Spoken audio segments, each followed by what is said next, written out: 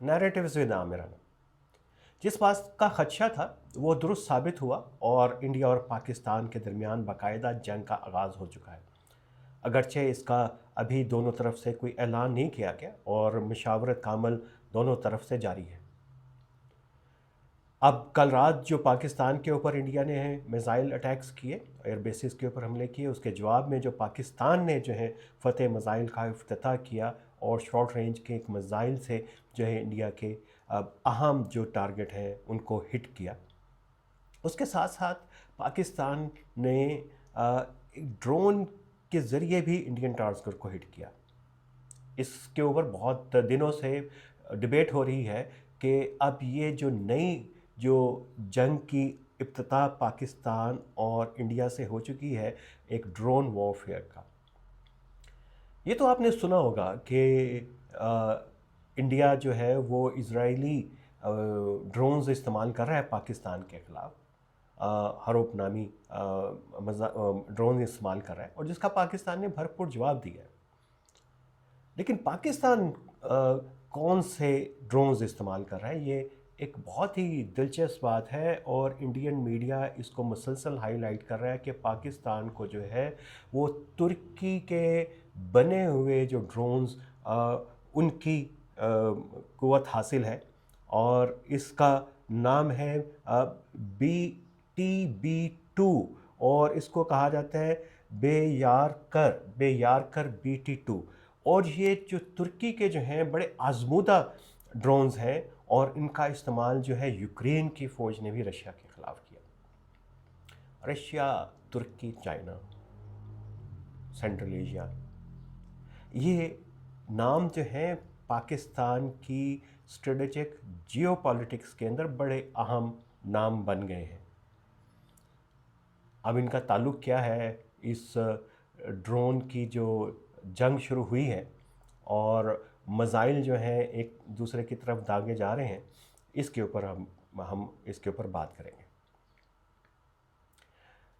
ये बड़ी दिलचस्प बात है कि जो इंडिया और पाकिस्तान का जो हालिया जो कॉन्फ्लिक्ट अभी चल रहा है उसमें दुनिया कैसे इसको देख रही है और ख़ास तौर के ऊपर इंडिया के हमायती कौन है और पाकिस्तान के हमायती कौन है।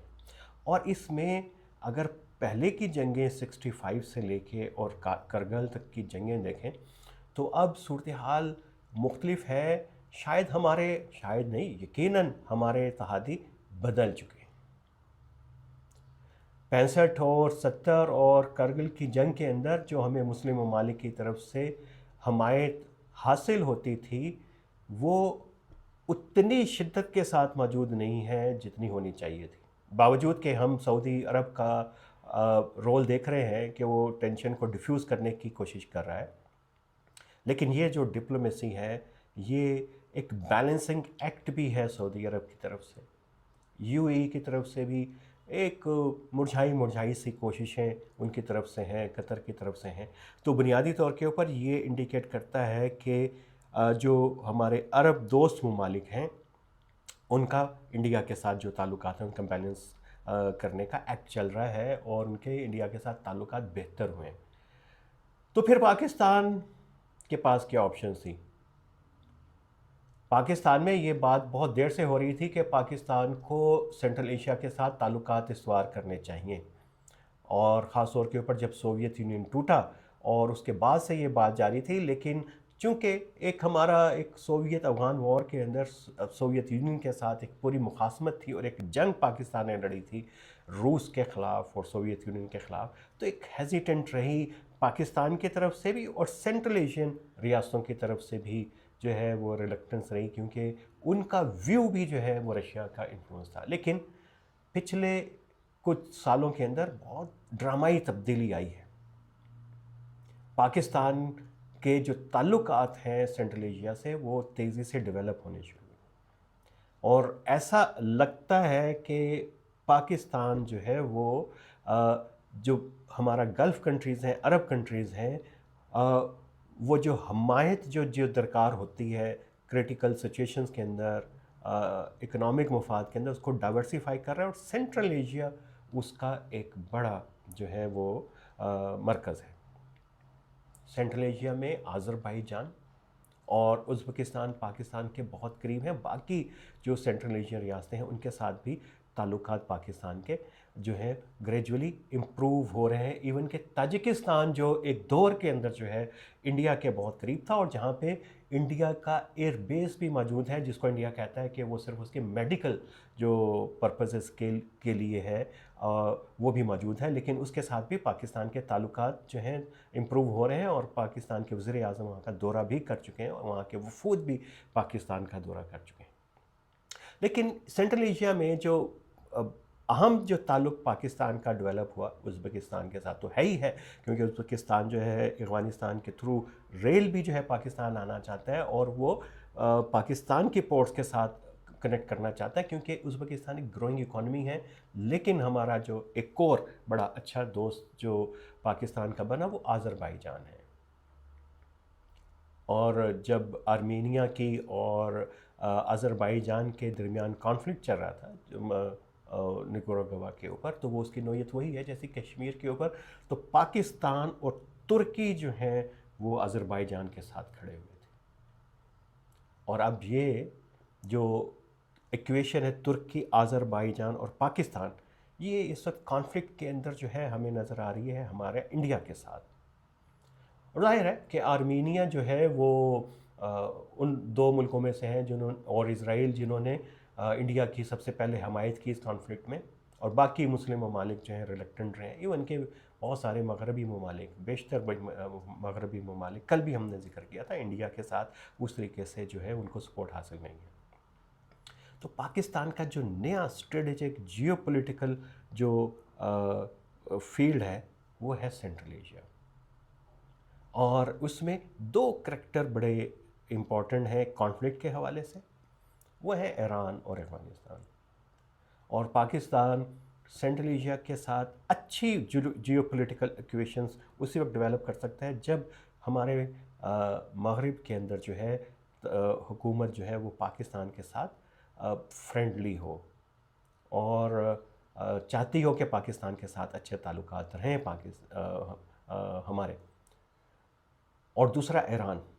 یہ بڑی دلچسپ بات ہے کہ ایک ایکویشن جو ڈیولپ ہوئی تھی ترکی، آذربائیجان، پاکستان، ایران جو ہے آرمینیا کے ساتھ کھڑا ہوا تھا. حالانکہ آذری جو ہیں وہ بھی میجورٹی اثنا عشری شیعہ ہے ایران کی طرح، لیکن ایران نے جو ہے وہ آرمینیا کے ساتھ جو ہے وہ گیا اس کانفلکٹ کے اندر. تو اس کی ہیزیٹنس ہے. اور ابھی ہم نے دیکھا کہ ایون کہ ایران بھی بیلنسنگ ایکٹ کر رہا ہے جیسے ہمارے عرب دوست ہمارے ساتھ کر رہے ہیں.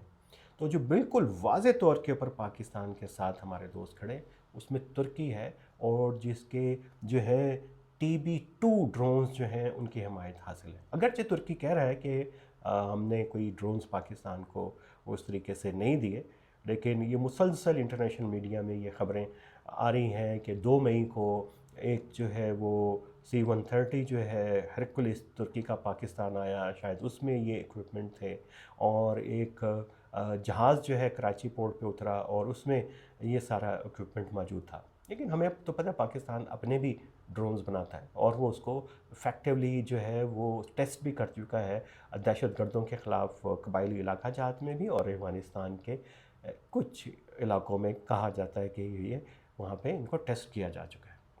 افیکٹیونیس جو ہے ابھی ہمیں نظر آئی ہے دیکھنے کے اندر اس پوری صورتحال کے اندر.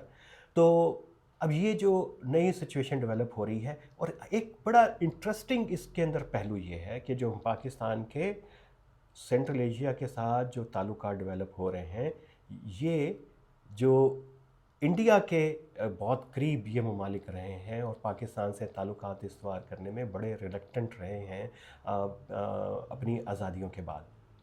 لیکن وہاں پہ ایک نئی اپروچ آئی ہے اور ری تھنکنگ ہو رہی ہے، اور پاکستان کے ایک تو وہ ایکٹر جو ریلیکٹنٹ ہیں پاکستان کی شراکت داری سینٹرل ایشیا کے ساتھ، ایران اور افغانستان. لیکن 2 بڑے پاکستان کے الائے ہیں. چائنا ظاہر ہے اس کا انفلوئنس سینٹرل ایشیا میں بہت زیادہ ہے. ایک اور ریلیکٹنٹ الائے پاکستان کا بننے جا رہا ہے وہ رشیا ہے، اور رشیا کے ارد گرد بالٹک اسٹیٹس کے اندر پاکستان، وہاں پہ اس خطے کے اوپر بھی پاکستان کی نظر ہے. اور بیلاروس کے ساتھ باوجود کہ وہاں پہ जमहूरियत आज़ादियों के हवाले से मसाइल हैं, पाकिस्तान के ताल्लुकात बढ़ रहे हैं और एक नई लेबर मार्केट भी सेंट्रल एशिया और उधर पाकिस्तान तलाश कर रहा है।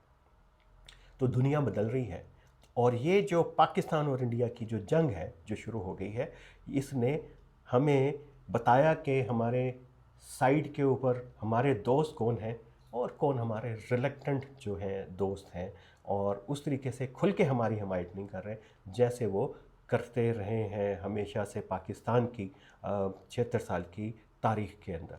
वो ईरान से लेके सऊदी अरब तक हैं, लेकिन हम अप्रिशिएट करते हैं उनकी काविशों को कि कम अज़ कम वो उन्होंने वो अपना जो वज़न है इंडिया के पलड़े के अंदर नहीं डाला और वो कोशिश कर रहे हैं कि सूरत हाल को डिफ्यूज़ किया जाए।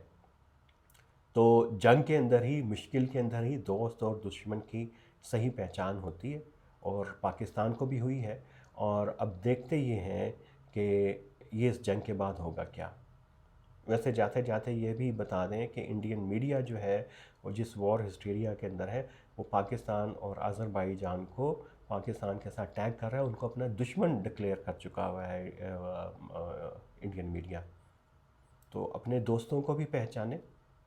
लेकिन इस सारी जंग की सूरत हाल के बाद आखिरी बात सिर्फ ये, इस मौजू पे हम बात करेंगे, मज़ीद बढ़ाएंगे क्योंकि चाइना रशिया का रिलेशनशिप, लेकिन आखिरी बात ये कि जंग एक बुरी चीज़ है, अमन अच्छी चीज़ है। जंग को ख़त्म होना चाहिए, अमन कायम होना चाहिए। इसमें जहाँ से भी काविशें हों, वो वाशिंगटन से हों, रियाद से हों, तेहरान से हों, अबू धाबी से हों, दोहा से हों, हमें उन्हें वेलकम करना चाहिए। तो कोशिश करेंगे कि आपको ताज़ा तरीन जो है तज़्ज़िये, जो सूरत हाल तब्दील हो रही है वो आप तक पहुंचाते रहें। ख़बरें तो आप तक पहुंच रही हैं, लेकिन इन ख़बरों को, इन्फॉर्मेशन को अच्छे तरीके से प्रोसेस करके कॉन्टेक्स्ट के अंदर डाल के हम आपको बताएंगे नैरेटिव्स विद आमिर राना।